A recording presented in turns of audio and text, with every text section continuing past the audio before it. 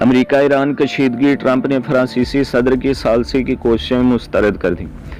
Washington. امریکی صدر Donald Trump نے امریکہ اور ایران کے درمیان قائم تنازع میں فرانس کے صدر کی جانب سے ثالثی کی کوششیں مسترد کر دیں۔ تفصیلات کے مطابق ٹرمپ نے صحافیوں سے گفتگو کرتے ہوئے کہا کہ ہمیں کسی ثالثی کی ضرورت نہیں۔ ٹرمپ نے واضح کیا کہ ان کے ایجنڈے میں رواں ہفتے ایرانی صدر حسن روحانی سے ملاقات شامل نہیں۔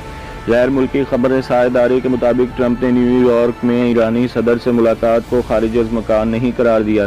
بعض ہلکے خفیہ ملاقاتوں کا بھی دعویٰ کر رہے ہیں۔ ٹرمپ نے سنگاپور کے وزیر اعظم سے ملاقات کے بعد صحافیوں سے کہا کہ امریکی پابندیوں کی مہم کے نتیجے میں ایران کو اس سے پہلے کبھی اتنے شدید دباؤ کا سامنا نہیں کرنا پڑا۔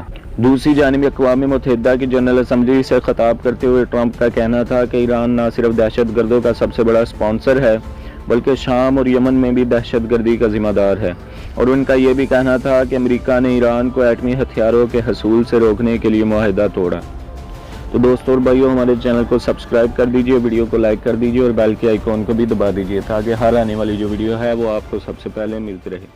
اوکے، اللہ حافظ۔